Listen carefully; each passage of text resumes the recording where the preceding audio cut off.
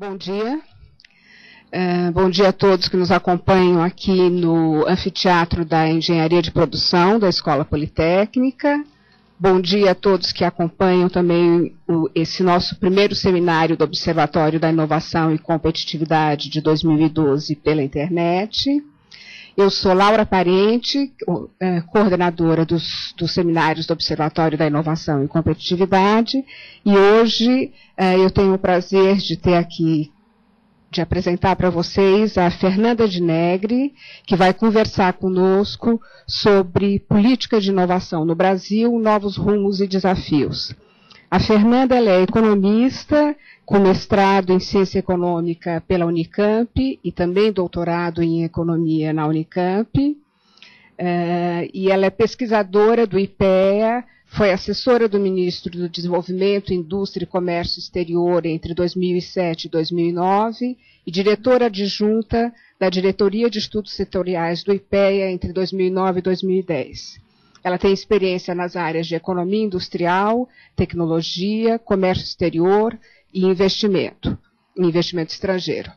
Sem dúvida, é uma pessoa extremamente qualificada e é um privilégio a gente ter hoje ela aqui para discutir conosco esse tema tão importante para as políticas do Brasil, para o desenvolvimento brasileiro, como são as políticas de inovação. Como sempre, nós vamos ter uma apresentação de aproximadamente 45 minutos da nossa convidada e, na sequência, nós abrimos para debate. Nesse debate, as questões podem ser feitas apresentadas tanto pelos que estão presentes aqui ao auditório ao anfiteatro da Poli, como também por quem nos acompanha pela internet. Quem estiver nos acompanhando pela internet e quiser mandar questões, deve usar hoje o e-mail oicusp@gmail.com. Eu vou repetir, oicusp@gmail.com. E nós pedimos sempre que as questões por e-mail sejam enviadas, mesmo durante a apresentação, porque às vezes tem um tempinho para a gente conseguir acessá-las e corremos o risco, se as pessoas mandarem as questões só já no meio do debate, de não termos tempo de apresentá-las aqui à nossa convidada. Fernanda, muito obrigada. Obrigada, Laura. Bom dia, pessoal. Obrigada pela apresentação, obrigada pelo convite. É um prazer estar aqui discutindo com vocês essas questões. O Observatório também sempre se preocupou com essas questões da política de inovação, então é muito legal poder discutir isso fora do Ministério também. Bom, o que eu trouxe aqui para vocês para a gente bater um papo hoje? Primeiro, a ideia era a gente dar uma olhadinha em algumas, assim, meio por alto, um pouco quais estão sendo algumas das prioridades do Ministério para esse próximo período. Obviamente eu não vou falar de todas as ações do Ministério, mas algumas coisas que estão ganhando um pouco mais de destaque aí na atuação do Ministério. E uma segunda parte da apresentação é mais sobre os grandes desafios que a gente tem, particularmente os desafios em termos de recursos orçamentários para você fazer frente a essas prioridades que a gente está colocando. Então vamos lá. Esse grafiquinho aqui mostra um pouco qual que é o tamanho do nosso desafio inicial. A gente tem uma das metas da nova Estratégia Nacional de Ciência e Tecnologia, da política de ciência e tecnologia no país, é elevar o nosso PIB empresarial em relação ao PIB para 0,9% do PIB. A gente teve um crescimento muito grande desse indicador nos últimos anos. Quer dizer, o Brasil teve um bom desempenho no indicador de PIB sobre PIB, do PIB empresarial. A gente cresceu de 0,49% para 0,54% entre 2005 e 2008. Só que esse foi um período de elevado crescimento no mundo inteiro. Quer dizer, foi um período de alto crescimento econômico até a emergência da crise em todos os países do mundo. Então, se a gente vê aqui, o Brasil cresceu 10%, ao seu indicador de PIB empresarial sobre PIB, os outros países, inclusive os Estados Unidos, que estão na fronteira tecnológica, cresceram 12% nesse indicador, a OCDE cresceu 9%, China cresceu 21%, Portugal, os dados da Community Innovation Survey mostram um crescimento de 145% do PIB sobre PIB em Portugal. Esse número eu não boto muita fé, porque talvez seja a economia por conta de ser uma economia pequena, algum grande investimento, você já mudou a base, uma base de comparação muito baixa. Então, de qualquer forma, vamos tirar o Portugal aí da análise, mesmo que a gente olhe só para a Espanha, China, quer dizer, N países desenvolvidos e em desenvolvimento tiveram um crescimento maior do que o Brasil em termos da relação PIB empresarial-PIB. Onde que a gente quer chegar com isso? Quer dizer, a gente teve um desempenho historicamente muito melhor do que a gente sempre teve, quer dizer, um desempenho para os padrões históricos brasileiros foi muito bom entre 2005 e 2008, e ainda assim a gente não superou, não reduziu a distância em relação aos países centrais, muito pelo contrário. Quer dizer, a gente correu muito mais do que sempre correu e continua exatamente no mesmo lugar, mesmo nesse último período, que foi um período muito positivo.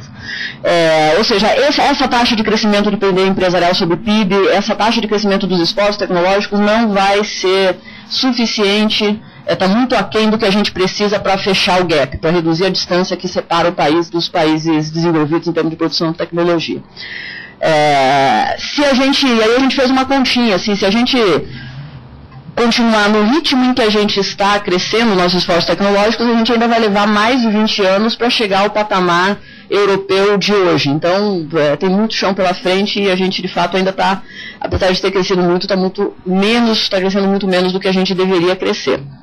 Então, esse eu acho que isso é importante porque, na verdade, esse eu acho que foi um dos grandes avanços dessa nova estratégia nacional de ciência e tecnologia. Foi colocar a agenda da inovação como um ponto muito mais central do que sempre esteve. Então, acho que foi um avanço na postura do Ministério de Ciência e Tecnologia em colocar o tema da inovação como finalidade, quer dizer, a produção científica nas universidades, ela está vinculada com o desenvolvimento econômico do país, quer dizer, a gente produz ciência para desenvolver o país também. Então, colocar esse tema da inovação e do desenvolvimento econômico brasileiro no centro da agenda da política de ciência e tecnologia, acho que foi um grande avanço que essa estratégia teve em relação às políticas anteriores. Por isso que eu já comecei falando desse quadro do PIB empresarial em relação ao PIB, que essa é uma das principais metas dessa nova estratégia. Aqui está um pouco... só não mostra o crescimento aqui, mas aqui mostra o PIB empresarial brasileiro em relação a outros países do mundo e qual que é a meta para a gente para 2014. Essa meta de 0,9 ainda deixa o Brasil atrás de países como China, por exemplo, obviamente atrás de países desenvolvidos como os Estados Unidos, que investem 2% as empresas investem 2% do PIB em pesquisa e desenvolvimento. Mas ainda assim seria um crescimento muito expressivo. É difícil, não vai ser fácil chegar a essa meta. Tenho dúvidas do quanto a gente conseguiria chegar nessa meta. Para vocês terem uma ideia, em 2008 a indústria brasileira investiu, segundo os dados da Printec, aproximadamente 16 bilhões em pesquisa e desenvolvimento. Para alcançar a meta em valores de 2008, em reais constantes de 2010, para alcançar essa meta a gente precisaria investir em 2014 cerca de 40 bi. Em valores de 2010. Isso significa mais do que dobrar o valor de investimento em P&D que a gente já fez em 2008. Seriam mais 24 bilhões de investimento em P&D empresarial. Quer dizer, não é fácil chegar a esse número, e esse número requer, de fato, políticas muito eficazes e requer mais do que isso. Eu acho que não só as políticas podem mudar todo esse cenário, né? Então, do ponto de vista das políticas públicas, como é que a política pública está tentando atuar nisso? Aqui eu trouxe algumas das submetas da estratégia de ciência e tecnologia para vocês terem uma ideia do que está sendo discutido em relação à política de ciência e tecnologia. Como eu falei, acho que um grande avanço foi colocar a agenda da inovação como uma agenda prioritária. Tá? Então, a meta principal é essa meta de aumentar para 0,9 o dispêndio empresarial em P&D. E algumas outras metas subsidiárias que todas refletem um pouco esse aumento do esforço tecnológico no setor produtivo. Aumentar o número de empresas que fazem P&D contínuo, aumentar de 41% para 50% a participação de setores estratégicos nos dispêndios empresariais em P&D. Qual que é essa lógica aqui de aumentar a participação desses setores? Quer dizer, tem uma das características da estrutura produtiva brasileira que você tem uma composição setorial que ela não é necessariamente voltada para setores mais intensivos em tecnologia. Quer dizer, a estrutura setorial da indústria brasileira, ela é muito intensiva em commodities, em setores intensivos em escala, intensivos em capital, mas não em setores intensivos em tecnologia. Então, por mais que você aumente o esforço tecnológico dentro de siderurgia, mineração, assim, você não são setores de ponta. Então, você não muda. A gente não vai produzir muito mais tecnologia se a gente tiver só baseado numa estrutura produtiva completamente baseada nesses setores. Então aí a gente precisa também ter uma diversificação setorial, quer dizer, precisa aumentar a participação de setores mais intensivos em tecnologia no PIB. Quer dizer, hoje cerca de mais de 30% das inovações realizadas no mundo são feitas no setor de TICs, das tecnologias de informação e comunicação. Outros 30 e poucos por cento são feitos no setor de fármacos. Então, só aí a gente tem muito mais da metade da PIB mundial hoje é realizada em dois setores, TICs e fármacos. E são setores nos quais o Brasil tem muito pouca tradição.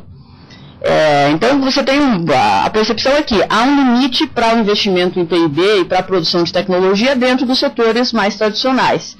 Que por mais que as empresas sejam competitivas, você não precisa, não são setores que demandam muita tecnologia para serem competitivos. Demandam recursos naturais, demandam escala, etc. e tal. Então, isso é uma das coisas que restringe a capacidade brasileira em ampliar seus esforços tecnológicos, né? E ampliar a produção de conhecimento. E tem um detalhe também que a gente tem em algumas empresas, você tem em alguns setores mais intensivos em tecnologia, empresas muito inovadoras, de pequena escala, mas falta a essas empresas justamente uma escala produtiva que lhes possibilite ser mais competitivas no mercado, sendo inovadoras, ser competitivas no mercado mundial a partir dessas inovações. E em outros setores em que a gente tem mais capacidade empresarial, são justamente os setores mais comoditizados. Quer dizer, tem alguns setores que a gente tem capacidade empresarial, capacidade competitiva, só que são setores tradicionais de pouca inovação. Em outros setores, que são setores mais inovadores, embora tenha algumas empresas muito inovadoras, nos falta um pouco de capacidade empresarial e de escala de produção. Então, a gente teria que pensar em como é que as políticas públicas atuam para juntar esse tipo de coisa. Essa é a grande dificuldade. Isso requer, e aí essa é uma das coisas que está sendo discutida, acho que o Glauco já deve ter conversado isso com vocês e tal, mas uma das coisas que está sendo discutida dentro do Ministério é alavancar, fazer a FINEP se transformar numa instituição financeira mais robusta para financiar a inovação. Então, um dos gargalos que a gente acha que, para alcançar aquela meta de investimento em P&D em relação ao PIB, não basta os incentivos, os instrumentos que a gente tem. A gente precisa de uma política mais efetiva e de uma política mais robusta. E precisa, na verdade, mudar o patamar de financiamento, mudar o padrão de financiamento da ciência e tecnologia. A gente não vai conseguir dar esse salto com pequenas subvenções ou com o tipo de instrumento que a gente tem hoje. Ou a gente, de fato, dá um salto nesse padrão de financiamento, ou você não consegue dar o salto também na estrutura produtiva. Então, aí, por isso a ideia de ter a FINEP como uma instituição que faça o financiamento do processo de inovação no país, a taxas de juros mais baixas, etc. e tal. Porque o BNDES tem uma grande tradição na economia brasileira, e sempre foi muito efetivo, mas especialmente em financiar setores mais intensivos em escala. A tradição do BNDES em financiar a inovação, ela não tem essa tradição de financiar inovação tecnológica. Então a ideia é que a FINEP seja uma instituição mais parruda do ponto de vista de financiamento à inovação. Para isso também requer criação de novos fundos setoriais, e essa é uma coisa que está sendo discutida. Você criar outros fundos setoriais que possam aumentar a quantidade de recursos disponíveis para injetar no sistema de ciência e tecnologia. Aí, setor financeiro, construção civil, automotivo, mineração, todos esses são os setores que estão no debate aí para a criação de novos fundos setoriais. Esse debate ainda está muito incipiente no governo, acho que não sei se a gente terá um bom andamento disso no curto prazo, mas é um debate que está colocado e que está na mesa, o debate dos novos fundos setoriais. O debate da FINEP como instituição financeira já é um debate que está um pouco mais avançado, e de fato são os dois pilares aí dessa tentativa de mudar o padrão de financiamento da ciência e tecnologia. Um outro ponto importante nesse quesito é a política de royalties do pré-sal. Isso é uma coisa que eu acho que o debate público ficou muito aquém do que deveria ter sido. A gente o debate no Congresso acabou ficando muito voltado para a distribuição, para a partição regional dos royalties e muito pouco sobre o que se vai fazer com esses royalties. Então, o debate todo de royalties foi baseado no Pacto Federativo e muito pouco sobre onde que você vai aplicar esse recurso. E, inclusive, para a ciência e tecnologia... Opa, cliquei no botão errado. Para a ciência e tecnologia, a última proposta que foi aprovada, ela implica uma perda de arrecadação para os fundos setoriais. Então, essa é uma questão crucial para a gente. Como é que a gente reverte esse debate, como é que a gente consegue colocar nesse debate do pré-sal amarrar a destinação desses recursos para áreas como ciência e tecnologia e como educação. Eu acho que a gente pode perder uma oportunidade histórica enorme se a gente não fizer isso. A economia brasileira está sofrendo muito com a valorização do câmbio, a indústria brasileira tem muita dificuldade de ser competitiva com o câmbio do jeito que está. A crise na Europa reduza também a nossa possibilidade de exportação, e nada indica aí pela frente que o próximo período vai mudar muito essa relação. Então nós vamos continuar tendo problemas do ponto de vista da estrutura industrial brasileira, que vai acompanhando o sucesso na exportação de commodities e de produtos de menor valor agregado. Os royalties seriam uma grande chance da gente tentar usar esse nosso sucesso em commodities para financiar o nosso progresso tecnológico no futuro. Acho que a gente pode perder esse bonde, acho que a gente corre um sério risco de perder esse debate e de perder essa oportunidade, se a gente não reverter essa discussão sobre os royalties, sobre a destinação dos royalties. Bom, um outro ponto importante aqui, que esse é um ponto basicamente que todos nós já cansamos de ouvir falar, né, que o Brasil é muito bom na sua produção científica, entretanto não tão bom assim em termos de produção de inovação. Aqui está a posição do Brasil no ranking mundial de produção científica e no ranking mundial de inovação, que a gente está muito atrás da nossa produção científica, né? Esse é um dos pontos que a gente, que também estão embasando essa discussão aí sobre as políticas de ciência e tecnologia no próximo período. Esse aqui é um pouco para mostrar essa relação entre produção científica e produção tecnológica no Brasil e em vários outros países. Isso aqui, eu não sei se vocês já viram, se eu já mostrei esse gráfico aqui para o pessoal, mas isso aqui é parte de um trabalho que a gente fez de avaliação dos fundos setoriais, quando a gente ainda estava no IPEA, que a gente fez um trabalho de avaliação de todos os fundos setoriais entre 2008 e 2010. Isso é só uma partezinha do trabalho. O que a gente fez aqui? A gente comparou, a gente buscou as bases de dados do SPTO, de produção de patentes, e cruzou cada uma dessas patentes com as referências bibliográficas que as patentes citavam. Qual que é o objetivo? Você tem uma ideia de qual que é a interação entre ciência e tecnologia nas patentes mundiais. O que a gente percebeu? Que ao longo do tempo cresceu muito essa interação, então cada vez mais as patentes nas mais diversas áreas estão citando publicações científicas em áreas cada vez mais diversas. Então a interação entre ciência e tecnologia cresceu muito e se avolumou muito nos últimos anos. O Brasil ainda está muito incipiente nisso, até porque tem muito pouca patente registrada no SPTO, e muito pouca patente registrada, inclusive no próprio INPI aqui no Brasil. Quer dizer, a gente tem muito pouca produção de patente, e então a nossa interação também entre produção tecnológica e produção científica também ainda é muito frágil. Esse gráfico aqui, ele está mostrando o seguinte: aqui é a produção de tecnologias, aqui está tudo em escala logarítmica, aqui são as patentes, e aqui, e ali em cima são as publicações, tá? Publicações científicas. O que a gente vê? Isso em vários anos do tempo. Desde 1974, é o primeiro ano, até 2008, é o último ano da análise. Tá? O que a gente pode perceber? A China, em 74, estava aqui atrás, com uma baixíssima produção de tecnologias e baixíssima produção de científica.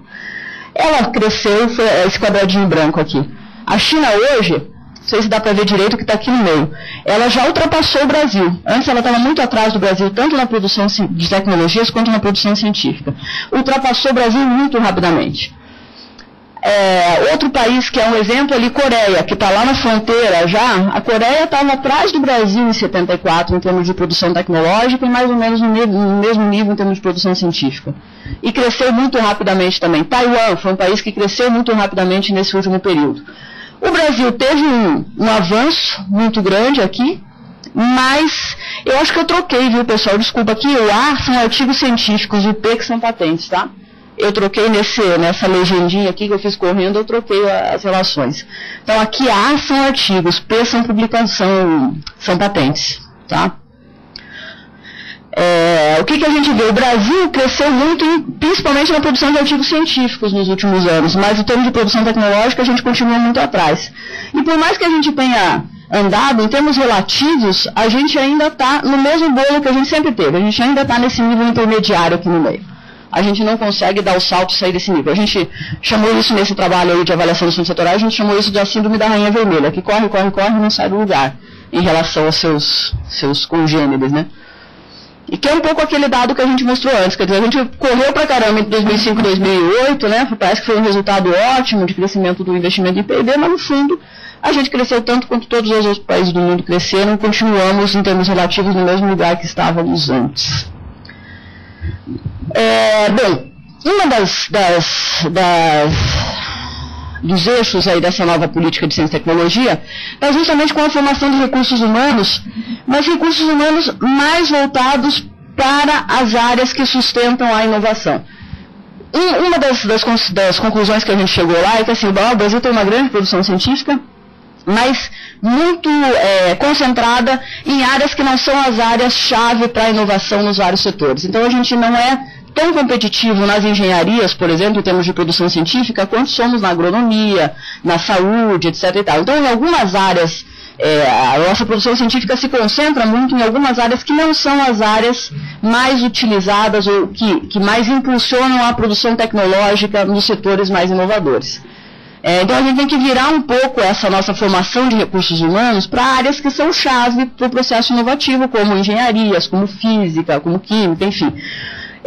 Essa é uma das metas dessa nova estratégia. A gente ampliar um pouco, por exemplo, a participação das engenharias no total de bolsas concedidas pelo CNPq, que hoje está em torno de 19%, ampliar isso para 25%.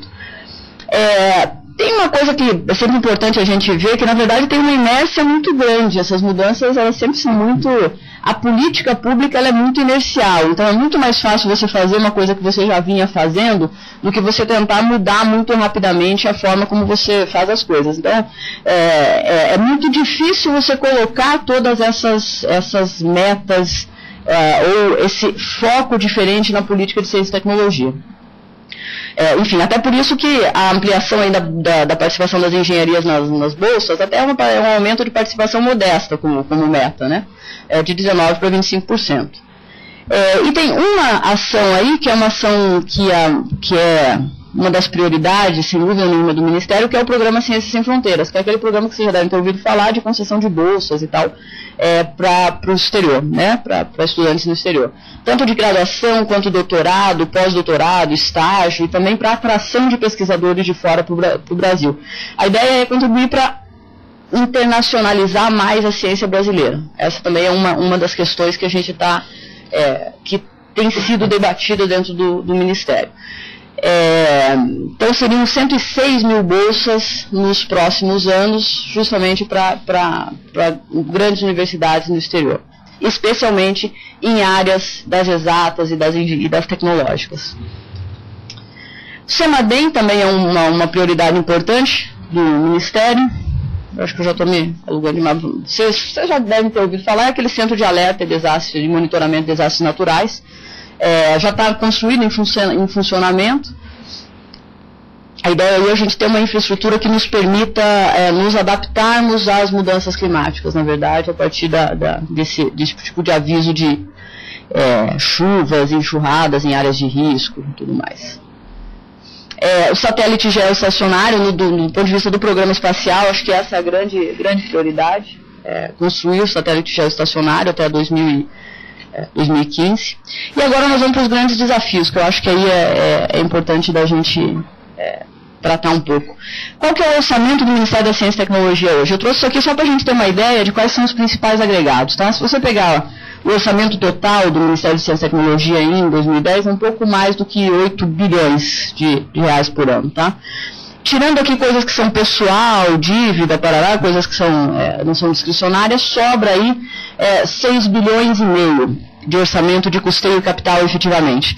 Desses 6 bilhões e meio, grande parte disso é FNDCT, 3 bilhões e mais 1 bilhão CNPq em bolsas. Tá? Então esse é o grosso do orçamento do Ministério, FNDCT e bolsa. Tá? O resto tem algumas coisas aí, tem programa espacial, programa nuclear que também são grandes, e todo o resto do Ministério é mais 1 bilhão. Tá?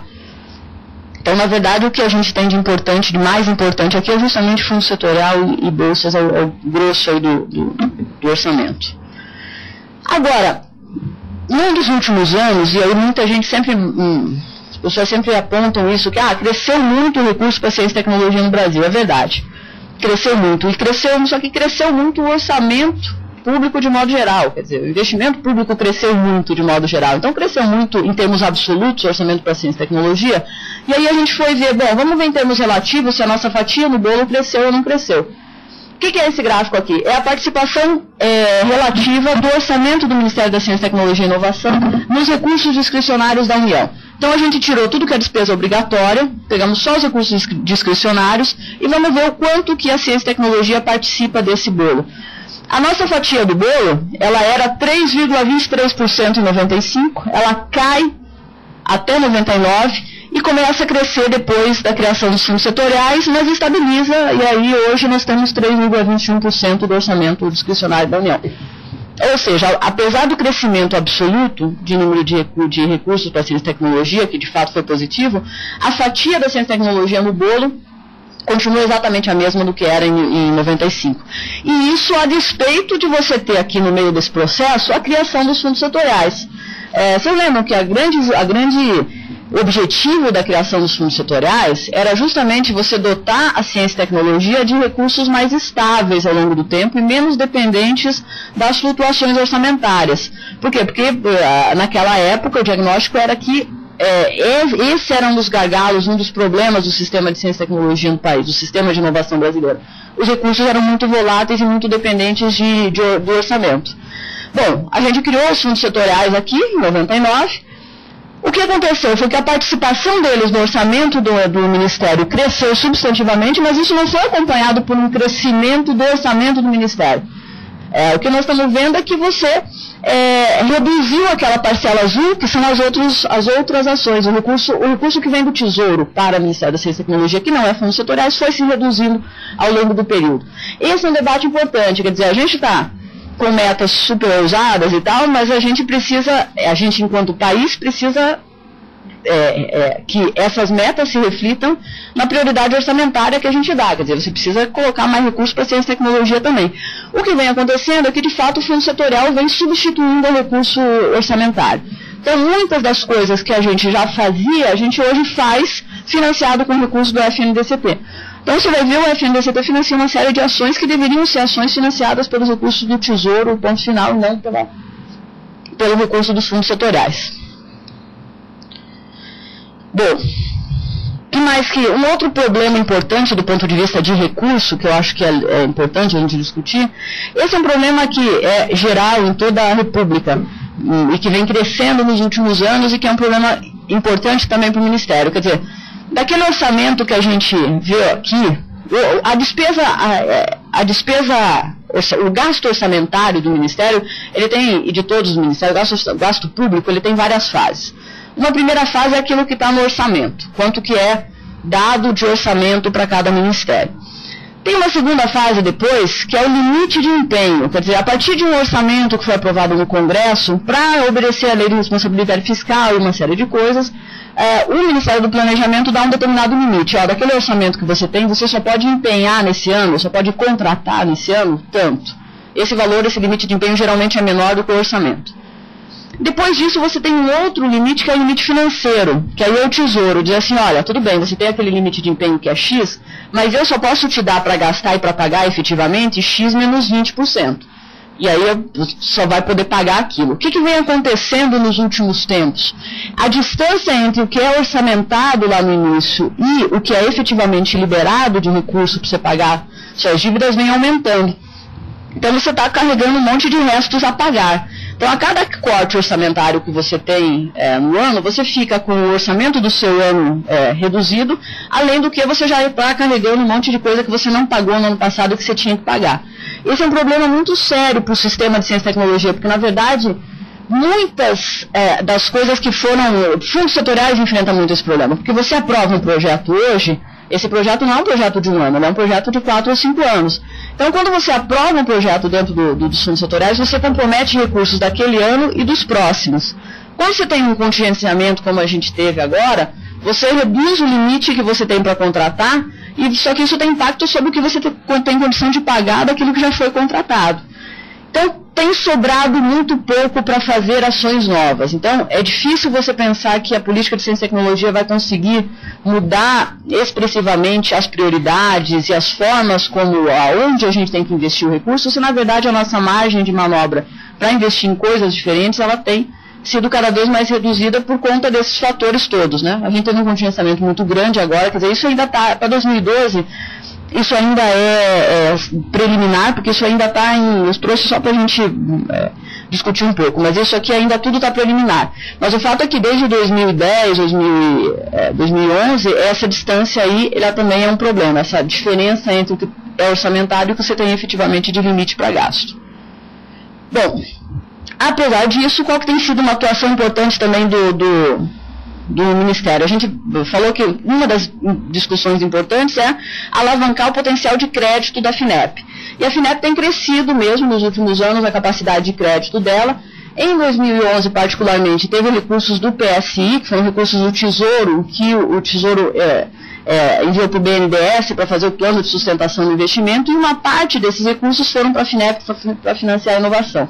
Então teve um crescimento grande nas contratações. Boa parte desse crescimento ainda não se expressa nesse dado aqui, porque são coisas que já estão em processo de contratação, mas ainda não tiveram liberações feitas em 2011. 2012, provavelmente, a gente vai ver um salto muito maior aí no volume de crédito concedido pela FINEP. Então, essa tem sido uma área importante de atuação. Teve um crescimento em 2011 de mais de 30% no valor contratado do crédito em relação a 2010, e mais de 100 empresas apoiadas. A ideia é crescer essa carteira. O Glauco sempre fala, tem uma carteira de 9 bilhões de empresas com projetos na FINEP para serem financiados. Então, existe demanda por esse tipo de coisa. A gente tem que colocar recurso para esse financiamento à inovação. E aqui tem alguns exemplos de empresas que já foram beneficiadas pelo crédito, né? E aí entra de novo um problema orçamentário. Aqui eu estou colocando o volume de crédito do FNDCT, nós temos duas fontes de crédito principais na FINEP. Que é um recurso que vem diretamente do FNDCT para a FINEP operar crédito, e uma outra fonte de recurso é aquele plano de sustentação do investimento, que é o recurso do Tesouro que tinha ido para o BNDES, que uma parte foi para a FINEP. Então são duas fontes distintas. Aqui eu estou tratando só da fonte do FNDCT. Por quê? Para a FINEP operar crédito, ela opera a taxa de juros equalizada, a taxa de juros mais baratas que a taxa de juros de mercado. O que é natural, né? Quer dizer, a inovação tem um investimento de risco, o risco é maior do que o investimento em ativos fixos de modo geral, então você tem uma taxa de juros em qualquer país do mundo que é mais barata do que a taxa de juros de mercado. Para você conseguir fazer essa taxa mais barata, você tem um recurso orçamentário lá, que é o recurso de equalização do FNDCT. O que vem acontecendo? O recurso do crédito ele não é contingenciável, o recurso da equalização é. Então, o que vem acontecendo?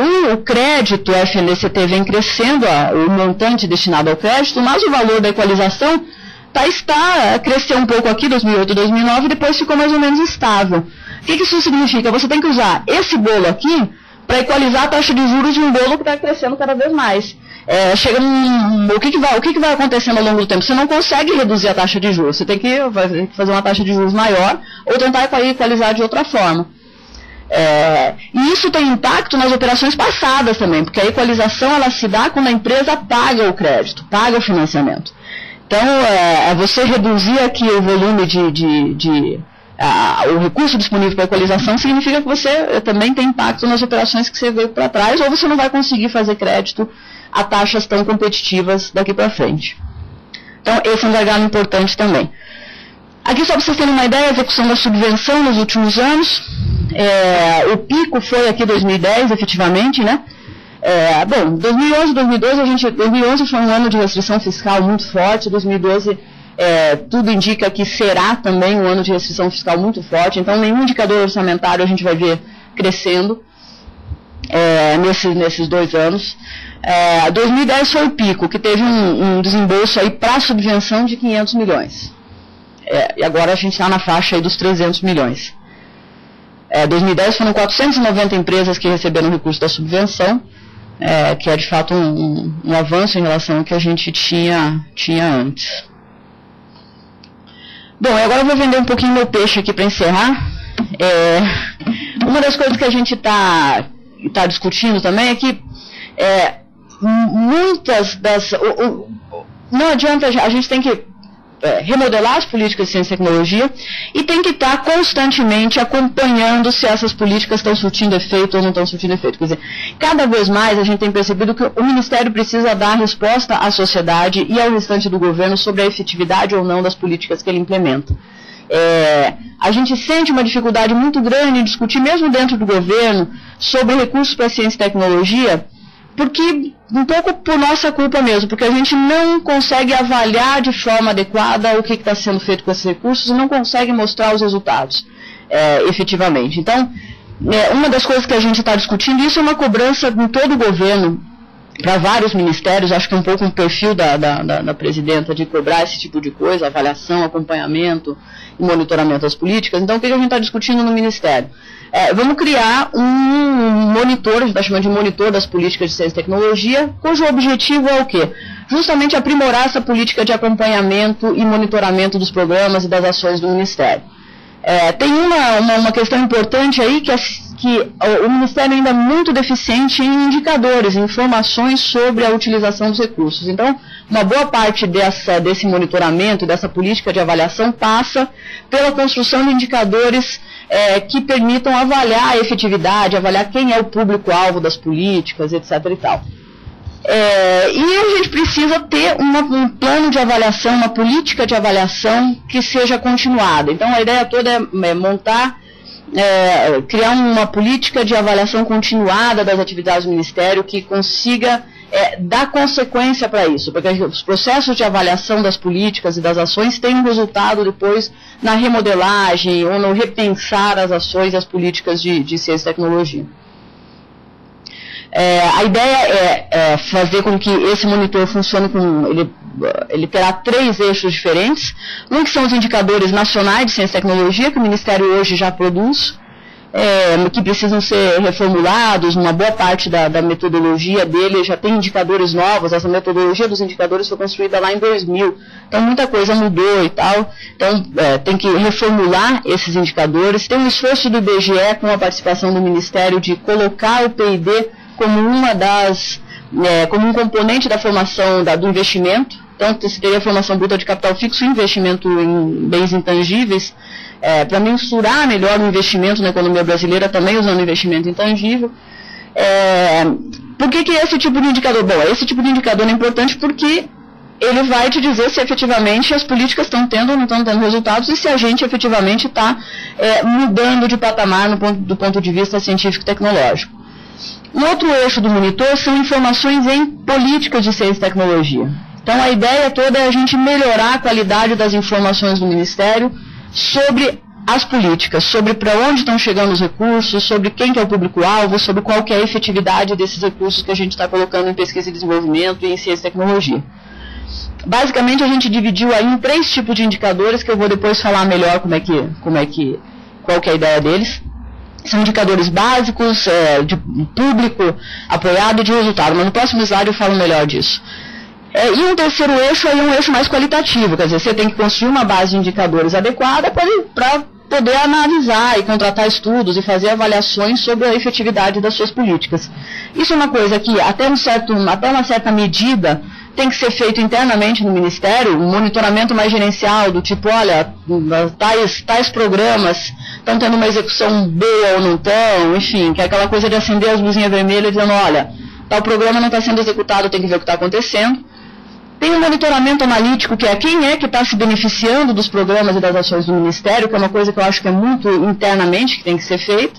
E tem uma outra parte que são avaliações de impacto mesmo, estudos de avaliação de impacto de políticas públicas, que aí é uma coisa que exige avaliação externa, que não tem muito jeito de você fazer internamente por N razões, né? Então, exige, você pode fazer alguma coisa internamente, mas exige que seja feita uma parceria que tenha pessoas com o olhar de fora para avaliar a efetividade daquelas políticas. Então, esse é basicamente o quadro geral de como é que a gente está estruturando esse monitor. Para vocês terem uma ideia de como é que a gente como a gente ainda é deficiente em alguns indicadores, hoje a gente sabe quanto que o governo federal investe em pesquisa e desenvolvimento, por exemplo, que é essa última coluna aqui, o total. Mas a gente não sabe do investimento do governo federal em pesquisa e desenvolvimento quanto que está sendo executado pelo próprio governo federal, quanto que é executado pelas instituições de ensino superior e quanto que é executado nas empresas. A gente não tem essas variáveis aqui, essas informações, esses pontos de interrogação são informações que a gente não tem. Parece absurdo, mas a gente não tem isso consolidado. Para algumas ações você tem um pouquinho melhor, para outras não. Quer dizer, eu sei que todo o crédito vai ser executado na empresa, ok. Mas se você pegar aqueles 8 bilhões do orçamento do Ministério e tentar preencher essas caixinhas aqui, você não tem esse número consolidado. Então a gente precisa melhorar esse tipo de informação para poder avaliar, porque se eu não souber, isso aqui são os beneficiários da política, né? Se eu não souber quem são, eu não consigo avaliar o impacto das políticas, eu não consigo avaliar se está surtindo efeito ou não. E aqui a gente entra naqueles indicadores que eu falei que eu ia falar mais um pouquinho depois. O que a gente está chamando aqueles 3 tipos de indicadores? Indicadores básicos de monitoramento. Aí é uma coisa mais rotineira da execução orçamentária do Ministério. É saber se as ações estão sendo executadas ou não. E se não estão sendo executadas, quais as restrições? Tipo, não estou conseguindo executar esse programa porque por restrições jurídicas. Se aparece um monte de programas com restrições jurídicas, alguma coisa tem na jurídica que não está funcionando. Então, aqui é uma coisa muito operacional. Aqui a fonte, isso é uma coisa mais interna do Ministério, qual é a fonte de informação para isso? O Ministério tem um sistema de informações gerenciais que tem alguns tipos de informação como essas, né? O foco desse tipo de indicador, então, é mais a implementação das ações e dos programas, a execução dos programas. Agora tem outro tipo de indicador que é fundamental, que são os de recursos e público apoiado. Aí sim, é o tipo de investimento, o quanto de investimento no Ministério é em P&D, quanto é em atividades técnicas e científicas correlatas, o que é o investimento que o Ministério faz. Qual que é o perfil dos beneficiários? Quem é que recebe o recurso no Ministério? Qual que é o número de beneficiários? Quantas empresas a gente apoiou nos últimos anos? Quanto do recurso do Ministério foi para o setor de TICs? A gente não sabe dizer isso ainda precisamente. Quer dizer, o setor de TICs é um setor importante, sustenta 30% do investimento mundial em P&D no setor de TICs, ok. Quanto que o Ministério da Ciência e Tecnologia, quanto que o governo brasileiro está colocando no setor de TICs para aumentar a inovação? A gente pode ter algumas estimativas, você não tem esse número preciso. Então a gente precisa saber esse tipo de coisa para poder avaliar a política, né? Aí a fonte de informação para isso são as mais variadas. Assim, tem uma base de dados do governo federal, que é o CIAF, que qualquer pagamento realizado pelo governo federal está lá. Quanto foi, a que título, que programa que originou os recursos que estão sendo repassados ali e qual que é o beneficiário. Então, a partir dali, você pode saber quem é que está recebendo os recursos para fazer o quê. Então, essa é uma fonte de informação muito importante. Aí você junta isso com outras fontes de informação, como o RAIS, CSEX, você consegue classificar essas empresas ou essas instituições que estão recebendo recursos do Ministério. Se são empresas, se são instituições de ensino superior, se são ICTs, enfim, tá? Aqui o foco desse tipo de indicador é a destinação de recursos, para onde está chegando os recursos do Ministério.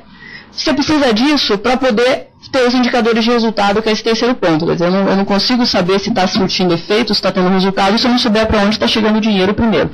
Então, no esquema follow the money, você segue onde chegou o dinheiro e depois vai ver se teve impacto ou não. Se esse se essa política aqui da gente gerou aumento de patentes por parte das empresas apoiadas, gerou aumento de publicações por parte dos institutos e dos pesquisadores que receberam bolsa, gerou aumento de investimento em P&D das empresas, enfim. E aí você pode até ter alguns indicadores mais indiretos, né? Emprego, exportação, está crescendo emprego em setores mais intensivos em tecnologia, enfim.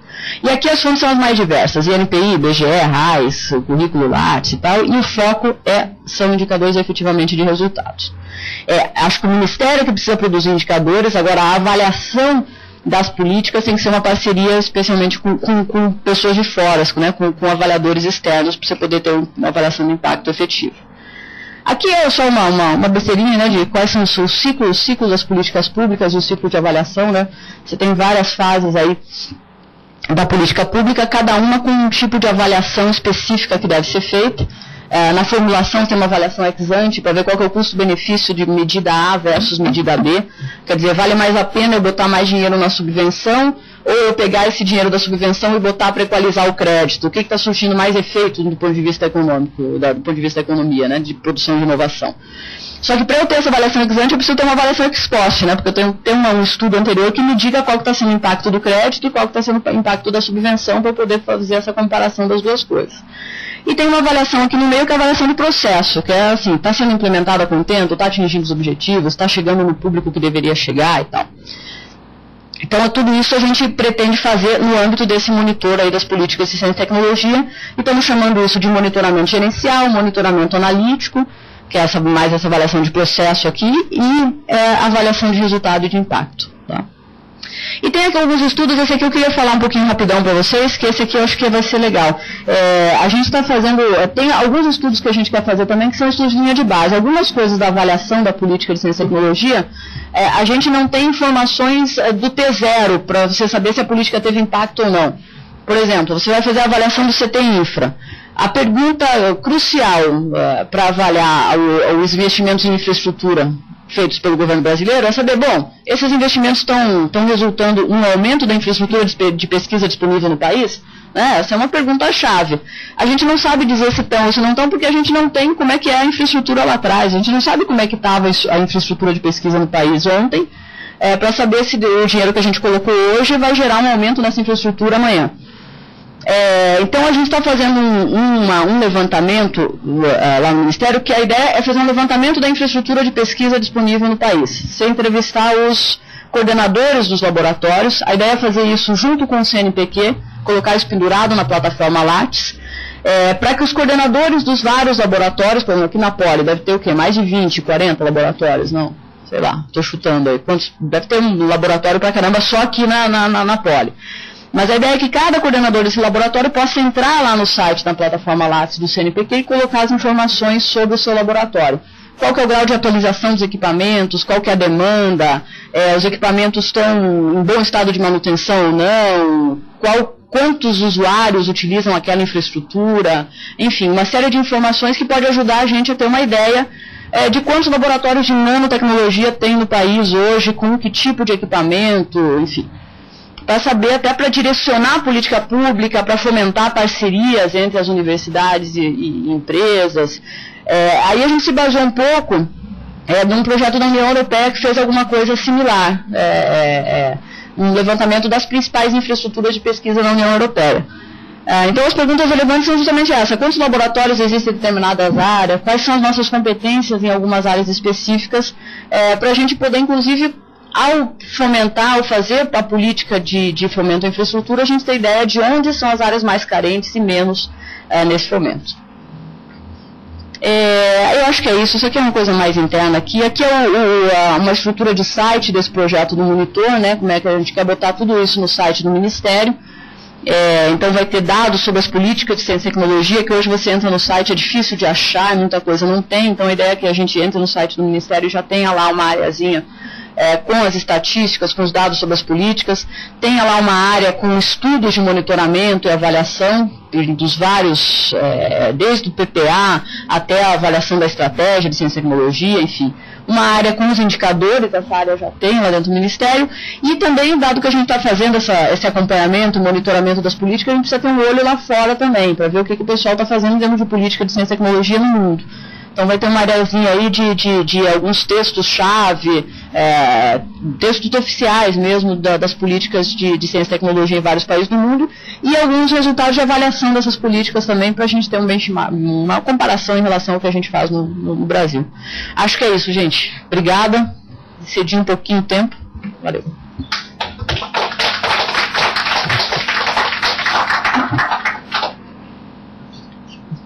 Como é que você...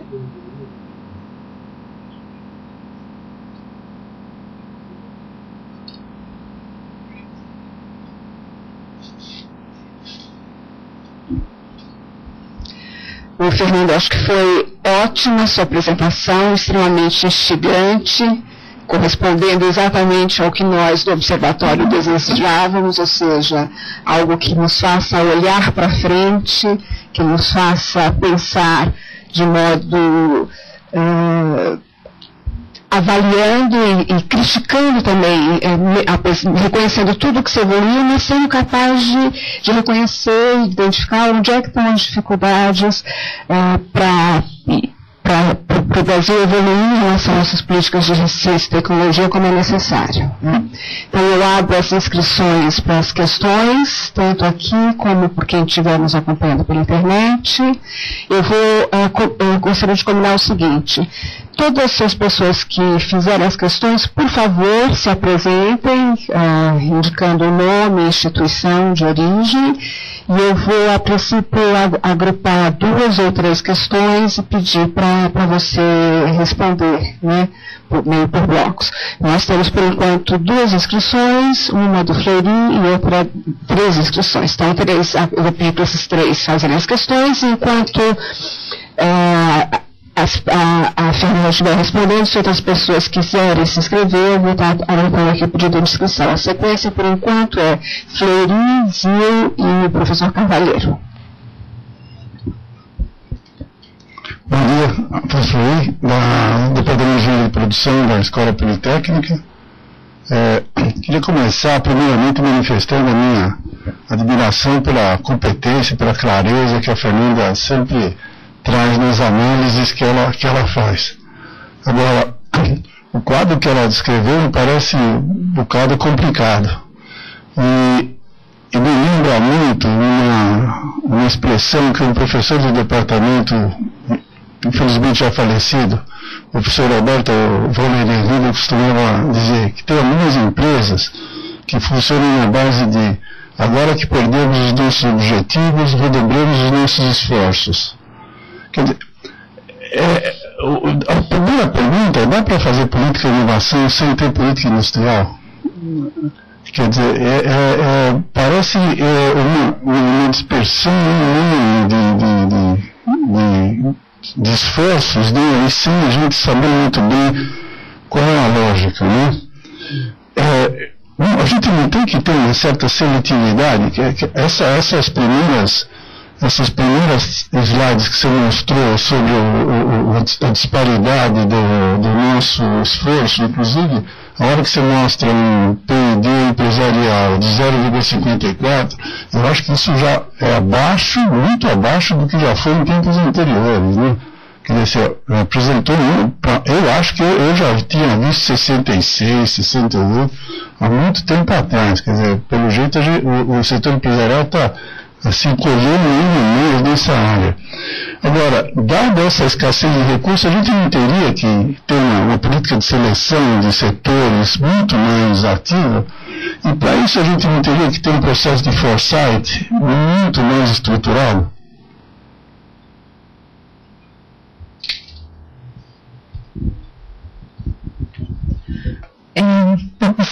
Eu sou pesquisadora aqui do Observatório da Inovação. Fernanda, obrigada pela apresentação. O que eu queria que você comentasse um pouco é porque fala-se muito do uso do poder de compra do Estado. E isso eu sei que está na Estratégia Nacional de Ciência e Tecnologia, acho que é sempre mencionado, mas aparentemente é um instrumento que é pouco utilizado no Brasil, porque essa discussão sempre volta, é reiterada e tal. Eu queria saber como é que isso está dentro do Ministério, enfim, quais são as discussões que você tem visto sobre isso dentro do governo. José Carvalho, Medicina Ribeirão Preto e Fundação Rodo Cruz. É um pouco na mesma linha já mencionada, a relação entre a política científica tecnológica e a política de desenvolvimento produtivo. Qual é a relação que vai se estabelecer? Ela existe, mas o resultado concreto é questionável da atuação do MCT nas cadeias produtivas do MEDIC. Né?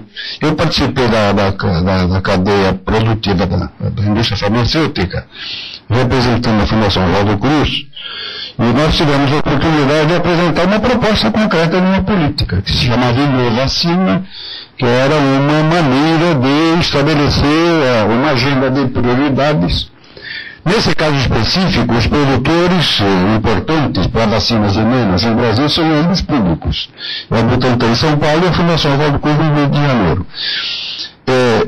Isto chegou a ser discutido no Fórum da Cadeia Produtiva, chegou a ser discutido no CGE, quando se tentou formular as políticas, chegou a se fazer os informes que os dois ministros, né, da Saúde e do MEDIC iriam encaminhar à Presidência da República, chegou às últimas consequências e não teve um resultado concreto. Enfim, é a mesma ideia, não é, já expressada. Como é que se relaciona dentro Bom, primeiro, parabéns pela sua apresentação e parabéns pelo monitor, porque eu acho que isso faz uma falta fantástica. Eu acho que nós temos todos que apostar em que isto se consolide. Mas, no fundo, é a mesma, né, a relação interna, né, entre a política de desenvolvimento científico tecnológico e a de desenvolvimento produtivo, porque eu acho que isso é essencial. Bom, você tem toda a razão. Acho que assim, um pouco da nossa baixa taxa de inovação, baixo esforço tecnológico, é resultado de uma estrutura produtiva que não é uma estrutura produtiva intensiva em tecnologia. E aí não tem como você descolar uma política industrial da política científica tecnológica. Acho que tem aumentado um pouco a interação. Agora, tem uma dificuldade que é enorme, que é uma dificuldade de organização de governo. Porque você aumentar a integração entre essas políticas exige que você tenha um diálogo entre um Ministério X, que tem uma área de atuação, um escopo, um mandato para fazer alguma coisa, com um Ministério Y, que tem uma área de atuação, um escopo, um mandato para fazer uma outra coisa. É sempre difícil de fazer isso, acho que em qualquer organização grande, especialmente numa organização como o Estado brasileiro, entendeu? E não é uma coisa, acho que não é trivial de você fazer essa integração, porque no limite você tem mandatos que são muito determinados e é difícil de você integrar. Acho que avançou no sentido de se tentar buscar algumas maneiras de integrar. Acho que a própria poder de compra, a utilização do poder de compra é uma coisa que, assim, visa você integrar um instrumento de governo para fomentar a ciência e tecnologia e fomentar também setores industriais específicos. Mas eu acho que essa integração teria que ser muito maior, e aí teria que ser naquele segundo ponto que você tocou, Flori, que eu concordo com gênero, número e grau. A gente não precisa selecionar um pouquinho mais, assim, não adianta, né? Nós somos um país que tem pouco recurso para investir em ciência e tecnologia. Dado essa escassez de recurso que a gente tem, a gente ou seleciona, ou a gente vai ficar apoiando um monte de coisinha em todo quanto é lugar e nenhuma dessas coisinhas vai efetivamente fazer diferença. Acho que esse é o debate, que não é um debate consensual, porque existe uma visão de que você precisava, por exemplo, do ponto de vista de ciência e tecnologia, você precisava fomentar várias áreas para ver aonde que a gente criava competência. Quando a gente não tinha um sistema consolidado de ciência e tecnologia, a política de fazer um fomento disseminado era uma melhor política, havia essa percepção. Hoje, tem uma percepção de que essa pode ser uma política ainda importante, porque você tem um sistema que você precisa fomentar, e esse sistema é grande, é diversificado, etc. e tal, e existe uma visão de que, olha, não, a gente vai precisar escolher melhor, porque agora a gente já chegou no nível que a gente tem algumas competências que foram construídas, mas a gente precisa apostar em algumas delas se a gente quiser fazer efetivamente diferentes. Então, apostar em algumas tecnologias, apostar em rotas tecnológicas que a gente tenha condição de competir e que a gente tenha, tanto do ponto de vista de base de conhecimento científico, quanto do ponto de vista de base de conhecimento empresarial. E selecionar algumas que a gente consiga colocar dinheiro lá e que elas deem resultado. Você selecionar umas 5 ou 6 tecnologias importantes, emergentes, que você tenha capacidade, um pouco de capacidade científica, um pouco de capacidade empresarial. Se uma delas funcionar, você já faz uma diferença, muito mais do que você tentar dar conta de toda a diversidade da indústria e da base científica brasileira sem fazer diferença alguma. Eu acho que essa questão da seletividade é fundamental. Agora, e eu acho que isso é difícil também. Acho que isso é difícil dentro de governo, dentro de qualquer governo é difícil, porque selecionar, priorizar implica deixar alguma coisa de fora. E as pessoas têm que ficar claro que isso é assim mesmo. Vai selecionar, se vai priorizar, alguma coisa tem que ficar de fora, e faz parte da vida, porque não tem dinheiro para financiar tudo. Só que esse deixar alguém de fora no mundo político é sempre muito mais difícil, né? Então, é sempre uma disputa aí entre tentar dar um foco, dar uma certa seletividade para a política e dar conta das aspirações legítimas também de outros segmentos da sociedade. Por isso que eu falei que eu acho que é muito inercial também. A mudança na política, ela é muito devagar, ela é muito mais fácil você manter a estrutura como está, porque quando você muda o equilíbrio de forças políticas, você muda o equilíbrio das coisas. Então, é sempre difícil mudar, é sempre difícil selecionar. De fato, essa mudança é muito gradual, muito lenta. Acho que a gente, como sociedade mesmo, aí falando eu, Fernanda, como sociedade, tem que também pressionar por essas escolhas. Acho que a gente não pode sempre... acho que essas escolhas têm que ser feitas e a gente tem que saber que a gente vai ter que fazer escolhas em algum momento. Mas é sempre difícil fazer isso. Agora, eu acho que isso é uma questão crucial. Acho que essa é uma das falhas da nossa política industrial, porque uma das formas de relacionar aí a política de inovação com a política industrial é justamente assim, olha, vamos lá, vamos selecionar alguns setores, o que precisa para desenvolver esse setor do ponto de vista de produção científica e tecnológica. Então a gente vai integrar aqui o nosso fomento à pesquisa para essas áreas, para essas tecnologias chaves que deem resultado e a política industrial dá incentivo fiscal, desonera, abaixa IPI para aquelas áreas que a gente também está fomentando a pesquisa. Acho que isso daria um potencial, uma alavancagem muito maior para a política para as duas políticas, na verdade. Eu acho que essa grande relação poderia ser justamente nessa seleção dessas coisas, né? Só para tocar um pouquinho no poder de compra que a Zil falou, acho que isso foi um avanço importante.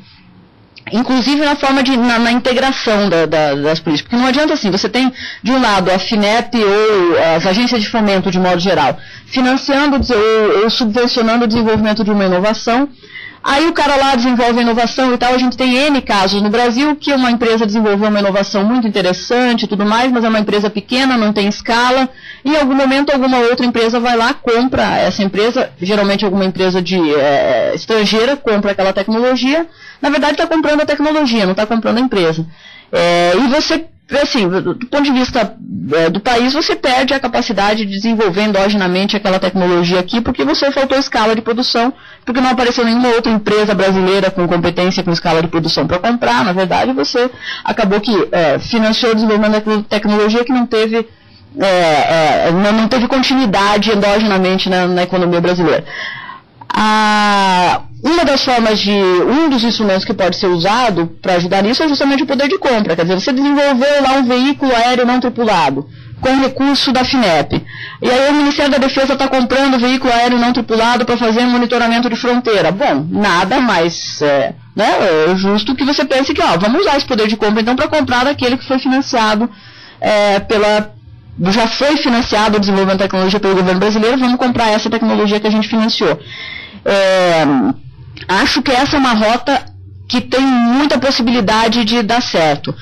Agora, a gente também está numa conjuntura muito difícil do ponto de vista da indústria. Então, o que tem acontecido? Eu estou acompanhando esse debate de poder de compra. O que tem acontecido? A princípio, o espírito do poder de compra, de você dar uma margem de preferência para produtos com tecnologias desenvolvidas no país, era esse espírito que eu falei, assim, vamos financiar uma tecnologia que foi desenvolvida aqui, vamos dar escala de produção para essa tecnologia que foi desenvolvida aqui, para a empresa poder dar o segundo passo, que é o passo de ganhar mercado e de ganhar escala.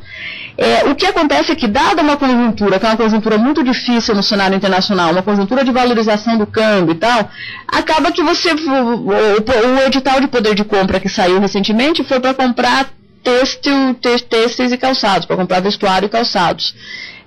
Então, essa é uma dificuldade, quer dizer, as pressões, quando a indústria está em crise, as pressões são as mais diversas possíveis para algumas soluções emergenciais. E aí um instrumento que era um instrumento para ser voltado para a tecnologia, acaba sendo um instrumento voltado para solucionar problemas emergenciais, dada uma conjuntura mais difícil.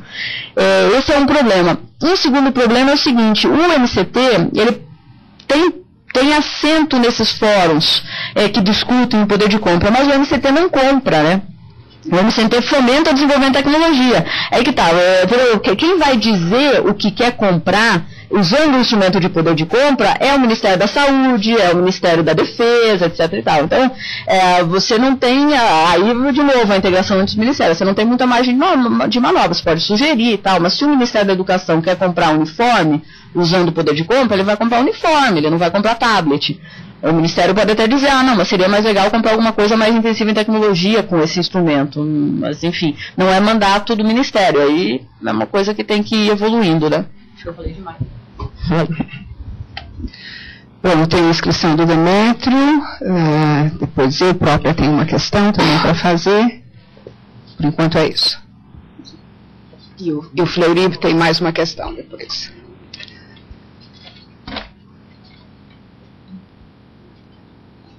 Tá aqui. Bom dia, Fernanda. Bom dia a todos. Eu sou o Demétrio Toledo, sou pesquisador do Observatório e doutorando em Sociologia. Primeiro, Fernanda, obrigado pela super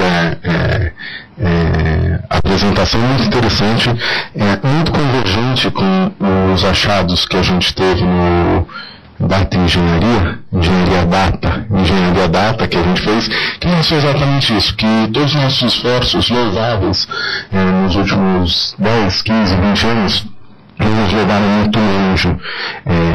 Na verdade, assim, o que a gente fica aliviado é de não ter dado ré. Pelo menos não, né? Talvez o carro tenha descido um pouquinho, mas a gente não engatou a ré e acelerou para trás, então já é alguma coisa. Mas é isso, a gente não tem conseguido, nossos esforços não têm sido suficientes para melhorar a posição relativa do Brasil. Então, eu acrescento isso, obrigado pela sua apresentação.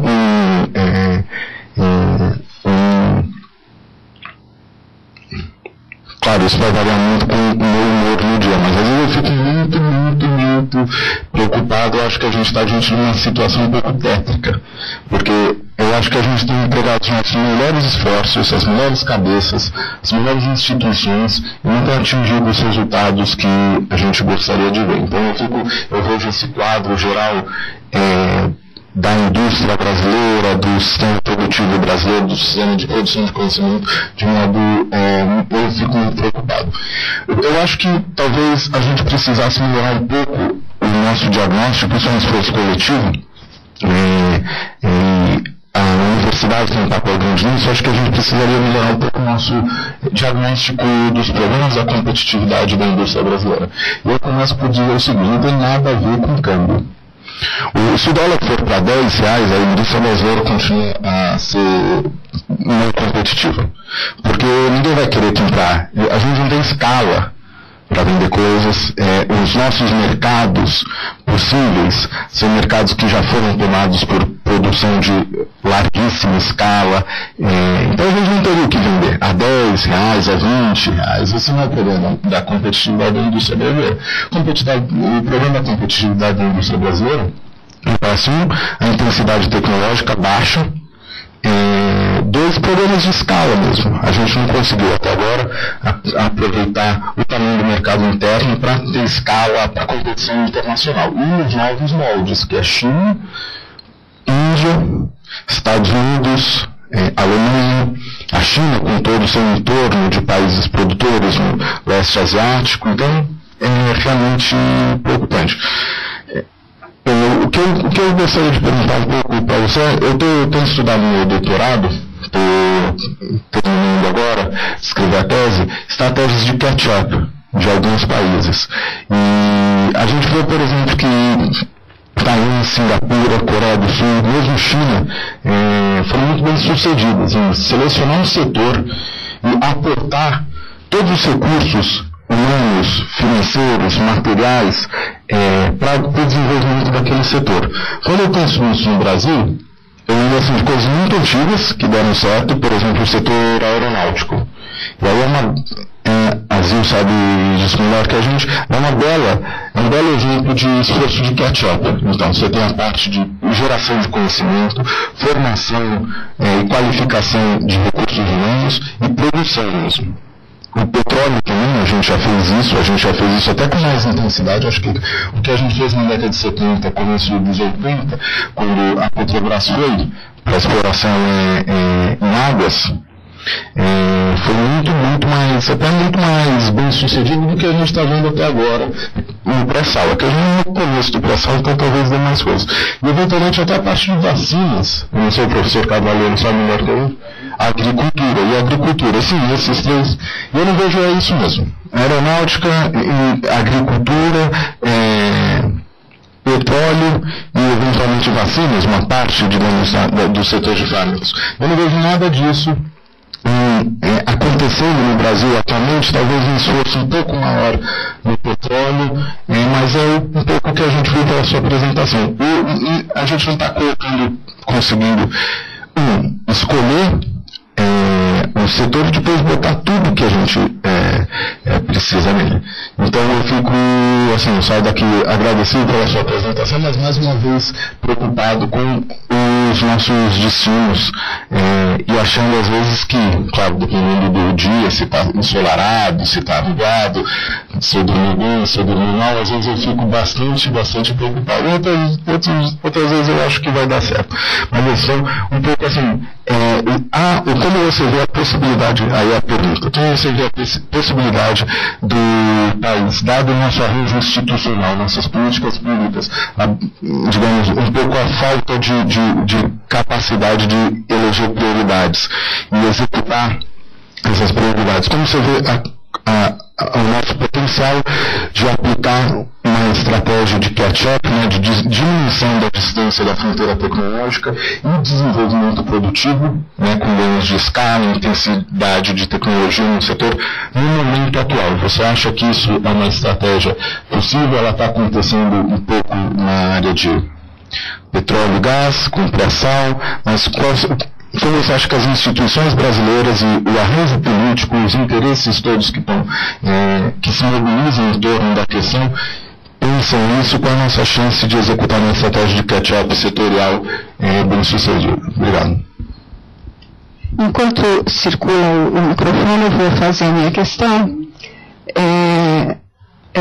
Acho que era o Florino, né? Mas eu vou fazer a minha questão e na sequência você.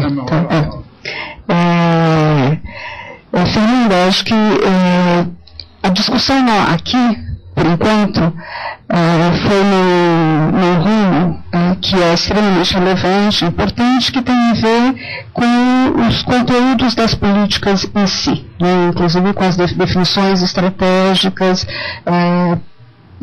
de concentração ou de orientação de recursos. Mas eu me chamou a atenção o fato de que, ao vocês estarem desenvolvendo esse novo monitor das políticas, que é extremamente importante, extremamente relevante, você mostrou também que há conteúdos a serem acompanhados e que não tem a ver com os conteúdos, com o objeto em si das políticas, Então, eu gostaria que você comentasse algo mais sobre eventuais gargalos que vocês já identificam no modelo de gestão das políticas e de operação das políticas. Eu acho que será extremamente importante para o país e para o bom uso dos recursos voltados para a ciência e tecnologia ter esse monitor aí alimentado. Mas eu penso, por exemplo, na questão das dificuldades enfrentadas pelas empresas que hoje têm acesso a esses recursos para a operação desses recursos. o quanto desses recursos hoje é eventualmente desviado do que seria a sua finalidade central e objetiva para atender requisitos formais de prestação de contas, por exemplo, das empresas junto às entidades governamentais, e o quanto isso também intimida muitas empresas a entrarem, a buscarem a fazerem uso das políticas que estão implementadas. Eu imagino que uma vez que esse sistema de monitoramento que está sendo concebido esteja operando, vai ser muito importante e muito interessante enxergar isso. Mas acho que até para você estarem colocando isso dentro dos conteúdos a serem trabalhados, você já tem alguma percepção a respeito, e eu queria que você comentasse algo sobre isso. Depois, um segundo ponto também que me chama a atenção, que eu acho que num país como o Brasil a gente tem que estar sempre trazendo para a discussão, é a questão da Federação Brasileira. Eu acho que também naquele quadro que você mostrou, é interessante você dizer que hoje o Brasil não conhece sequer como é que está sendo de fato a distribuição, não tem a informação agregada sobre como de fato está sendo a distribuição dos recursos federais, né? Mas mais do que isso, acho que está previsto lá também que você alimente dados sobre recursos regionais, e a gente sabe que no Brasil é extremamente relevante em alguns casos o quanto você tem de investimento de algumas unidades federativas, né? E aí eu gostaria um pouco que você comentasse sobre isso, né? O que é que se percebe? Há uma diferença regional já relevante? Como é que está sendo possível caminhar numa integração federativa da política de ciência e tecnologia? O que é possível fazer nesse sentido? Bom, eu queria só explorar uma questão que a gente começou a trabalhar aqui na USP. Nos idos de 2004, nós começamos a montar um grupo aqui sobre multinacionais brasileiras. E a ideia básica do estudo é o seguinte: as empresas que estão indo para o exterior para competir no exterior, com operações no exterior, devem estar em princípio, desenvolvendo novas técnicas, métodos, conhecimentos que são distintos daqueles do que operar só em condições locais, né? E esse pressuposto foi o básico para a gente montar o projeto. Quer dizer, a gente tem que aprender com as multinacionais para renovar o nosso processo de conhecimento aqui. Recentemente nós começamos um trabalho junto com os pesquisadores estrangeiros, para entender agora quais são os fatores de competitividade, né, dos países emergentes, Brasil, Rússia e China, e as suas multinacionais, e nós escolhemos três possíveis fontes de competitividade distintas, sabe? Então, nós estamos montando um livro, na verdade, então uma matriz 4x3, você tem Brasil, Rússia, Índia e China, e três fatores de competitividade: inovação, configuração do cadeia de valor e aquisições e fusões e aquisições.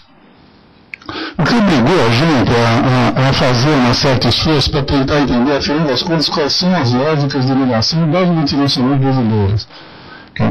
E nós, para sintetizar e para jogar a pergunta, fugindo um pouco aquela ideia da estrutura lá de inovação lá do Manuel Frascati, né?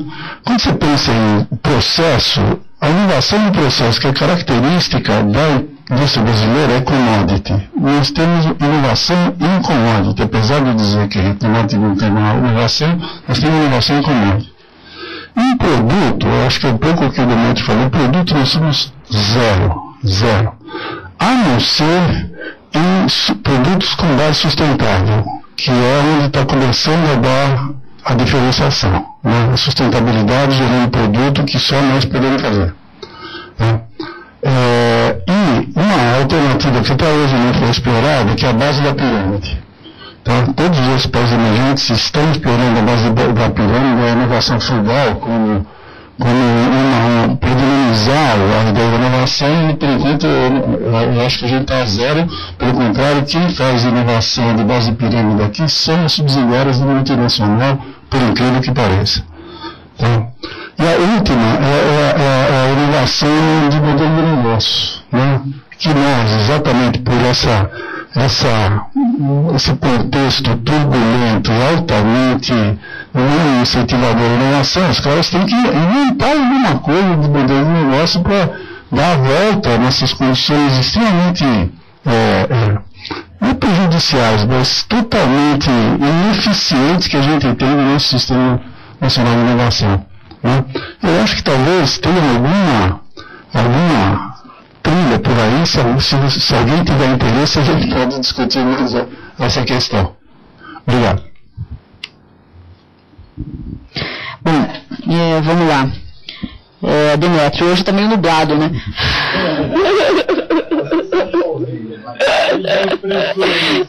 Hoje está meio... Enfim, eu concordo contigo. Eu acho que tem algumas coisas que também me incomodam no Brasil ao longo do tempo, assim.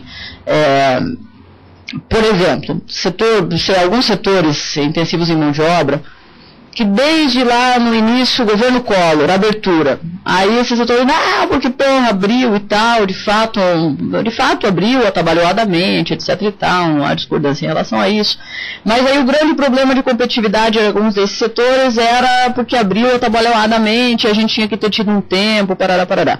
Depois veio o plano real e o câmbio fixo, tá baixo? Aí. Deu? E depois veio o plano real, o câmbio valorizado, setor têxtil, calçados, esses setores assim, sofrendo pra caramba, ok, na época da abertura. Depois sofrendo pra caramba, ok, por conta do câmbio e do plano real. Aí depois o câmbio desvalorizou em 99. Aí era a China. Aí não, mas é porque a China compete a preços muito mais baixos. Tá vendo? Aquilo que você diz assim, olha, o problema... Talvez seja o quê? Problema de competitividade não está relacionado só a uma coisa ou outra. Eu acho que ele é de fato um problema muito maior do que esse. Eu acho que você tem razão. E eu acho que isso me incomoda muito. A gente vem fazendo política para alguns desses setores há 20 anos, praticamente. Eu já estou falando isso antigamente, tinha mais cuidado, mas eu já estou... a gente está fazendo política para setor têxtil, para setor de calçados, para setor de vestuário há 20 anos, reduzindo EPI, reduzindo folha, reduzindo isso, reduzindo aquilo, incentivando. E há 20 anos, você vai olhar os dados de produção industrial do setor, há 20 anos está esse negócio estabilizado.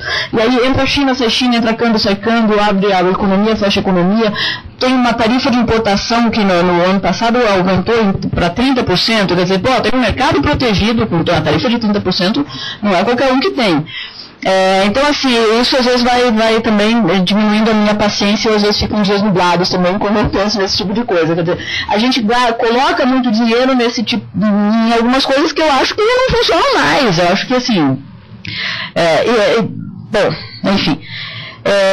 De fato, eu acho que a gente tinha que escolher melhor, e aí, às vezes eu fico também desanimada com a possibilidade da gente fazer uma estratégia de catch-up lá alguns países que você citou, quer dizer, de você escolher algumas rotas tecnológicas, escolher alguns setores e fazer uma política efetivamente integrada, onde você coloque muito dinheiro na produção de ciência, coloque dinheiro de incentivo fiscal, mas para alguns objetivos muito específicos e muito definidos. Eu tenho dúvidas se a gente consegue fazer isso. Tenho dúvida se as condições brasileiras hoje, políticas, sociais, nos dão as condições necessárias para fazer esse tipo de coisa. Sempre por conta daquelas dificuldades que a gente já conversou, da dificuldade de escolher e tudo mais. E às vezes eu desanimo porque eu acho que assim, talvez a gente tenha perdido um bonde importante, assim. A gente teve um período de crescimento muito grande do início dos anos 2000 até a crise de 2008, que foi um período de crescimento econômico expressivo, que eu acho que era um período onde você poderia ter apostado mais na mudança da estrutura produtiva do país. Eu acho que você conseguiu fazer muito pouco. Porque no momento de crescimento é mais fácil você dizer para você imaginar que alguns setores podem perder espaço na estrutura produtiva. Porque como está crescendo, é mais fácil ter o prejuízo em termos de emprego, o prejuízo social é muito menor do que no momento de recessão. E agora a gente entrou num momento que já não é mais aquele momento de crescimento. Os dados do PIB do ano passado mostram isso, quer dizer, talvez a gente tenha chegado a um certo limite naquele modelo de crescimento que foi adotado desde o início dos anos 2000 até agora, que era um modelo de crescimento muito baseado no aumento do consumo, né, que foi um modelo de crescimento, aliás, muito positivo, que a gente já deveria ter visto isso e perdemos lá atrás esse bonde, mas poderia ter feito alguma coisa parecida. Foi um modelo de crescimento muito baseado na incorporação das pessoas ao mercado de consumo. Tanto que grande parte do nosso crescimento, e ainda foi o mercado interno, porque a gente conseguiu finalmente ter políticas efetivas para incorporar uma camada muito grande da população ao mercado de consumo, e isso deu um vigor extra ao crescimento econômico. Eu não sei se esse modelo se esgota em algum momento. A partir do momento que você incorporou todo mundo, você tem que passar para um modelo de crescimento baseado em ganho de produtividade, em ganho de eficiência, em outras variáveis, em investimento, não mais na incorporação, porque você já esgotou o que você poderia fazer. Eu tenho dúvida se a gente já não chegou um pouco, já está chegando nesse limite desse modelo, e a gente não tem outro modelo pela frente, e enfim, se a gente consegue fazer de fato um modelo de escolhas, de escolher algumas coisas para poder apostar e para fazer o catching up. Também tenho dúvida. Acho que petróleo e gás a gente tem feito algumas coisas, mas também, se você for olhar a cadeia toda do petróleo e gás, ela também é muito internacionalizada. E aí entra um pouco na discussão, já vou passar um pouco para a discussão do Fleury, depois eu volto para o debate da Laura. O fato de você ter uma estrutura produtiva muito internacionalizada, claro, você tira o núcleo endógeno da inovação daqui, entendeu? Nada, assim, você tem empresas multinacionais que investem em P&D muito expressivamente no país, isso é muito positivo, etc e tal. Mas você teria que ter, a economia brasileira teria que ter algumas multinacionais brasileiras também, inovando muito para sustentar isso, porque a grande parte da inovação é feita no país da matriz, não tem jeito. Porque conhece as redes, por ter coisas culturais, por uma série de coisas, por mais que tenha um processo de globalização da P&D em nível mundial, esse processo é limitado. Então você vai ver a Siemens, grande parte da inovação da Siemens é lá na Alemanha, a Volkswagen é na Alemanha, as empresas, enfim, fica na sua matriz. Então a importância de ter empresas brasileiras atuando em nível mundial, multinacionais brasileiras, mas que sejam de capital nacional produzindo tecnologia aqui, é fundamental para você ter um pouco no endógeno de produção de conhecimento dentro da economia brasileira. Acho que isso a gente puxei esse assunto por conta do pré-sal, né? Quer dizer, se você olha a cadeia, a Petrobras é a grande empresa âncora do setor, ok, perfeito. Agora, muita coisa que a Petrobras compra, intensiva em tecnologia, a perfuração do poço, o robozinho que desce lá no fundo para ver se está perfurando ou não está, essa cadeia é muito internacionalizada. A gente tem uma empresa âncora que é a Petrobras, mas a gente não conseguiu ter empresas brasileiras relevantes na cadeia parapetroleira como um todo, especialmente nos segmentos mais intensivos em tecnologia. Já teve, perdemos. Exatamente, já teve, perdemos algumas capacitações empresariais que a gente tinha. E é um momento que a Petrobras se internacionaliza muito fortemente, que você tem uma série de perspectivas de ter óleo no pré-sal na África, de investimento da Petrobras na África. Quer dizer, se você tiver empresas brasileiras que possam ser multinacionais junto com a Petrobras para esses outros investimentos, quer dizer, você dá uma baita alavancada tanto na escala quanto na produção de tecnologia. Isso eu acho que a gente ainda não está conseguindo fazer adequadamente. A cadeia de petróleo ainda é muito internacionalizada, tem muito pouca participação de empresas brasileiras em segmentos mais intensivos em tecnologia, segmentos mais relevantes. Mais uma razão da gente, por exemplo, aí a política, eu acho que teria que ser uma política junto, uma política de inovação, uma política industrial também, para você fomentar o surgimento, a emergência, a consolidação de empresas brasileiras relevantes aí nesses segmentos. Laura, vamos lá. Você tocou em dois pontos que eu acho interessantes aqui. O monitor, como é que eu acho que ele de fato, a partir do momento que aquilo se consolide dentro do Ministério, isso também é um processo lento, é tudo muito lento, assim, muito mais lento do que a gente gostaria, né? Mas eu acho que a partir do momento que isso se consolide lá dentro, a gente começa a estabelecer uma cultura de que é preciso estar sempre avaliando as nossas políticas dentro do Ministério também. E aí vai conseguir começar a olhar quais são os gargalos operacionais também das políticas, além dos gargalos o foco, a escolha que a gente está fazendo, aonde que a gente teria que apostar ou não, mas também esses gargalos operacionais que não são triviais, não. Acho que a administração pública brasileira é muito focada em processo, avalia muito o processo e avalia pouco o resultado, que é toda aquela discussão da reforma administrativa, parará, a gente ainda não mudou muito isso, a gente ainda tem muito foco em avaliar processo, e a avaliação do processo é sempre muito mais difícil do que você avaliar o resultado.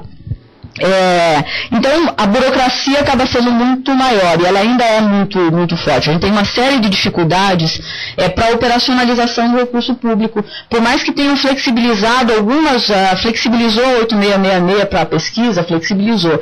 Mas toda a cultura de controle no Brasil, ela não flexibiliza. Você tenta flexibilizar um ponto da legislação, mas a cultura do controle não anda no mesmo ritmo.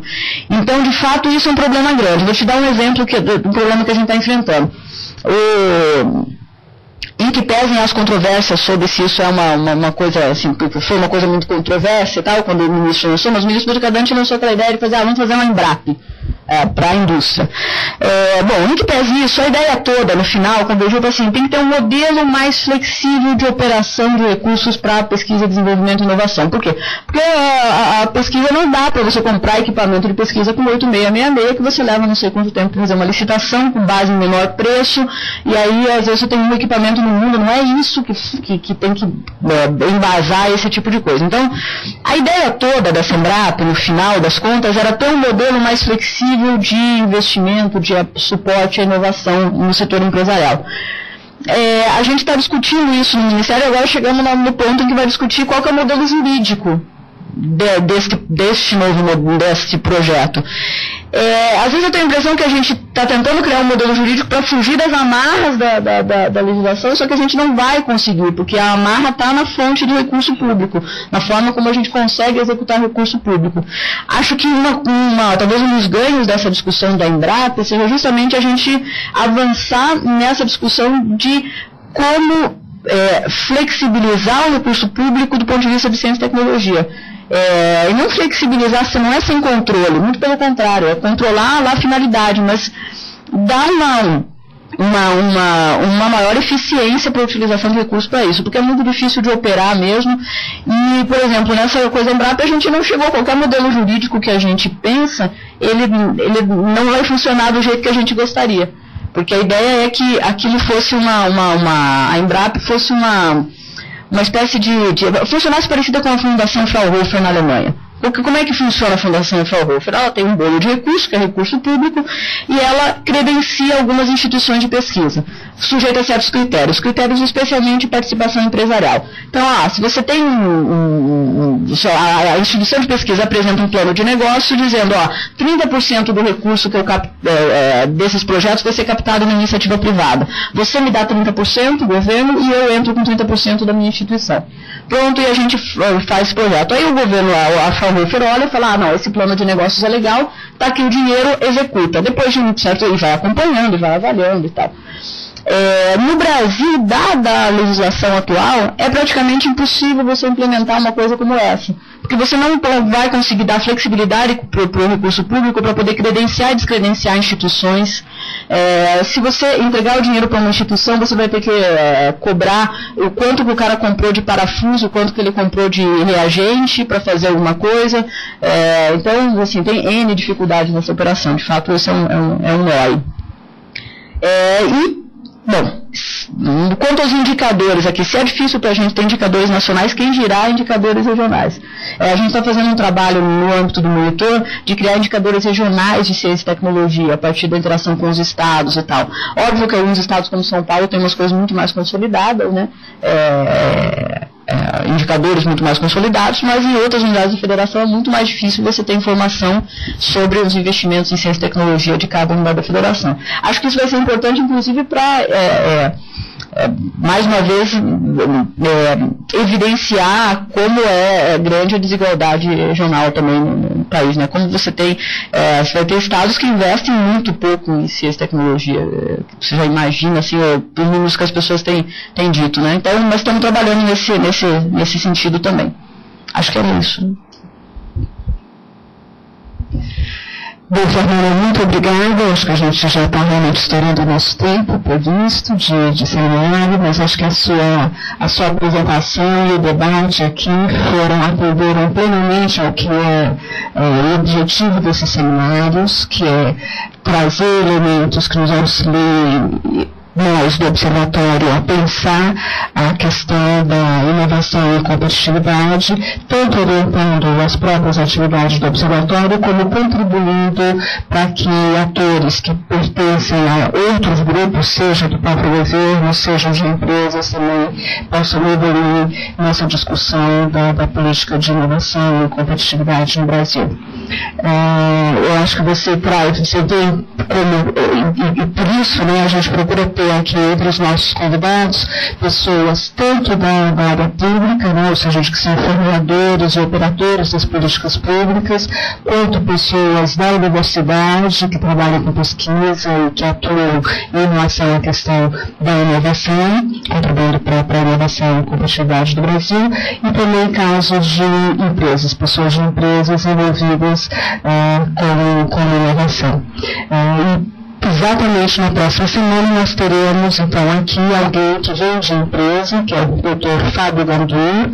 Ele é o chefe do Centro de Pesquisa da IBM no Brasil, e ele vai discutir conosco aqui o caso da IBM Research Brasil, perspectivas e desafios.